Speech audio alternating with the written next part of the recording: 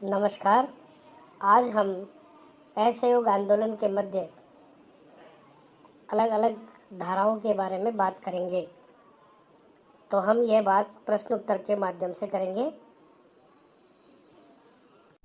जरूर।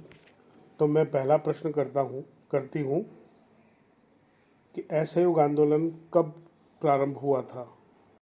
असहयोग आंदोलन जनवरी 1921 में प्रारंभ हुआ। असहयोग आंदोलन के क्या क्या प्रभाव हुए? असहयोग आंदोलन के सबसे ज़्यादा प्रभाव आर्थिक क्षेत्र में हुए। विदेशी सामान का बहिष्कार किया गया, शराब की दुकानों पर धरने दिए गए, विदेशी कपड़ों की होली जलाई गई। अवध में किसानों का आंदोलन किसने नेतृत्व किया? अवध में किसानों के आंदोलन का नेतृत्व बाबा रामचंद्र ने किया, जो कि पहले एक सन्यासी था और वह फिजी नामक देश से एक श्रमिक के रूप में भारत आया था। अवध में किसानों के आंदोलन के क्या कारण थे?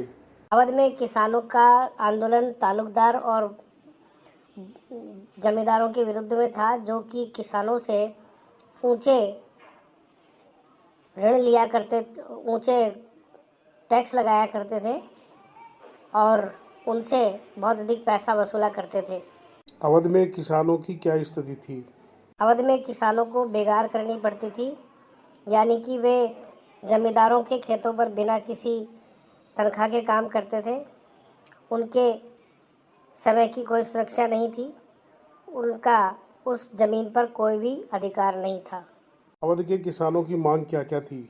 अवध के किसानों की मांग थी कि उन पर जो ऋण लगाया जाता है वो कम किया जाए, टैक्स लगाया जाता है वो कम किया जाए, उनका बेगार प्रथा समाप्त की जाए और वे जमींदार जो उनको दमन करते हैं, उनका बॉयकॉट किया जाए। जवाहरलाल नेहरू ने अवध में किसानों की सहायता किस प्रकार की? जवाहरलाल नेहरू ने अवध में के गाँव में घूम करके वहाँ के लोगों से बात करके उनकी शिकायतों को सुना और समझा। नेहरू के गाँव में भ्रमण का क्या परिणाम निकला? जवाहरलाल नेहरू के अवध के गांव में भ्रमण करने का परिणाम निकला कि वहां एक किसान सभा की स्थापना हुई, जो कि अक्टूबर में जिसकी स्थापना की गई थी और इसके नेतृत्व जवाहरलाल नेहरू, बाबा रामचंद्र और कुछ अन्य नेताओं के द्वारा किया गया। आंध्र प्रदेश के गुडेम हिल में वहाँ के पहाड़ी लोगों द्वारा किस प्रकार का आंदोलन किया गया था? आंध्र प्रदेश के गुडेम पहाड़ी लोगों द्वारा एक प्रकार का मिलिटेंट आंदोलन किया गया था। ये 1920 तक से पूर्व बढ़ा और कांग्रेस ने इस आंदोलन को किसी प्रकार का अपना सहयोग नहीं दिया। औपनिवेशिक सरकार ने पहाड़ी क्षेत्रों में 1920 के दौरान क्या क्या कार्य किया? औपनिवेशिक सरकार ने पहाड़ी लोगों को जंगल में प्रवेश करने पर, उनके पशु चराने पर रोक लगा दी और वहाँ से वे किसी प्रकार का फल या लकड़ी भी नहीं ला सकते थे। उन्होंने वहाँ के लोगों को बेगार के रूप में सड़क बनाने के लिए मजबूर किया। पहाड़ी लोगों के आंदोलन का नेतृत्व किसने किया और किस प्रकार किया?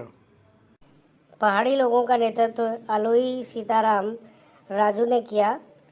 वह महात्मा गांधी की महानता के बारे में बात करता था और लोगों से खादी पहनने की प्रेरणा देता था, शराब छोड़ने के लिए कहता था, परंतु उसने हिंसा का सहारा लेकर के लोगों को आगे बढ़ने के लिए कहा।